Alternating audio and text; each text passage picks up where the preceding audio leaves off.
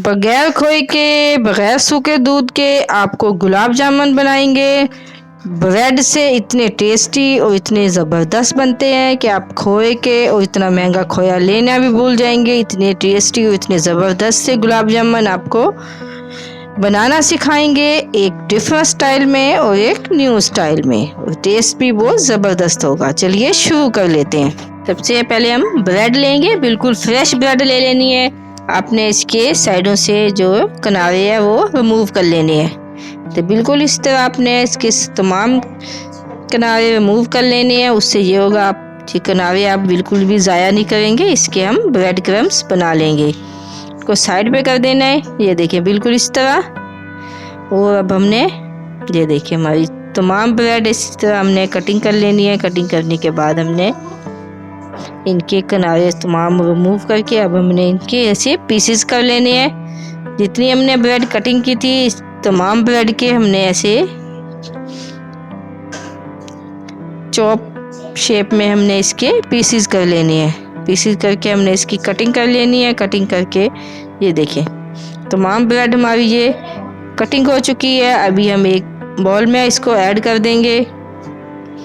अपने मुकम्मल video watch करनी है स्टेप बाय स्टेप, ताकि आपको मुकम्मल समझ आ सके। अब इसमें हम थोड़ा सा और थोड़ा सा नीम गर्म दूध हम इसमें ऐड कर देंगे। ठंडा आपने बिल्कुल नहीं ऐड करना। ऐसे हम इसमें इसको थोड़ी सी डिप करेंगे। 1 कप से 1.5 कप के करीब इसमें हम ऐड कर देंगे और इसको अच्छी तरह आपने मिक्स कर लेना है। ये देखिए बिल्कुल ज़बरदस्त हमारी मिक्स हो चुकी है। अभी हम गुलाब जामुन के लिए चाशनी शीरा रेडी कर लेते हैं। 1 कप के करीब मैंने शुगर ली है, चीनी, और इसमें 1/2 कप के करीब मैंने पानी ऐड किया है। इसको हमने हल्की आंच पे तब तक पकाना है जब तक हमारी चीनी अच्छी तरह मेल्ट हो जाए। तब तक हमने इसको हल्की आंच पे पकाते रहना है। ये देखिए चीनी हमारी मेल्ट होना शुरू हो चुकी है।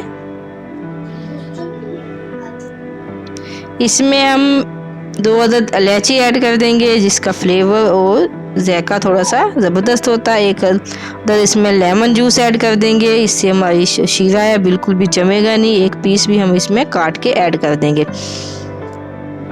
इससे होगा कि हमारा जो शीरा है बिल्कुल भी चीनी हमारी जमेगी नहीं और फ्रेश और बिल्कुल ताज़ा रहेगी।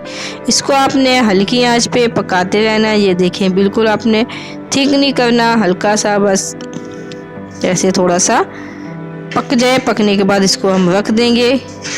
ये देखें बिल्कुल आपने थोड़ा सा यहाँ से लेना है और आपने इसकी छोटी छोटी सी ब्रेड की बॉल्स बना लेनी है, जिसमें हमने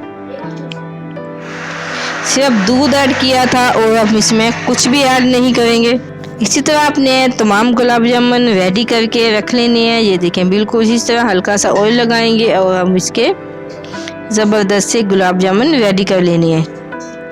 इसको हम हल्की आंच पे, मीडियम आंच पे फ्राई करेंगे, बिल्कुल मीडियम आंच पे, ताकि इस पे ज़बरदस्त सा गोल्डन सा कलर आ जाए और एक खूबसूरत से हमारे गुलाब जामुन अंदर तक भी पक जाए। अगर आप हाई फ्लेम में करेंगे तो ऊपर से ये इनके कड़क हो जाएंगे और अंदर से बिल्कुल भी पकेंगे नहीं। हमने इनको हल्की आंच पे बिल्कुल इतना पकाना है कि ताकि ये अंदर तक बिल्कुल पक जाए और एक ज़बरदस्त सा खूबसूरत सा कलर आ जाए। ये देखिए जैसे जैसे ये पक रहे हैं और एक ज़बरदस्त सा कलर चेंज हो रहा है।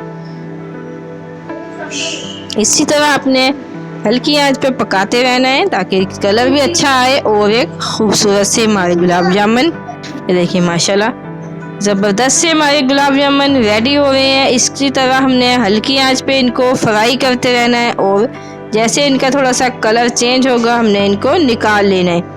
बिल्कुल ज़बरदस्त से तरीके से हमारे ये गुलाब जामुन रेडी होंगे। ये देखिए माशाल्लाह बिल्कुल अच्छी से कलर आ चुका है।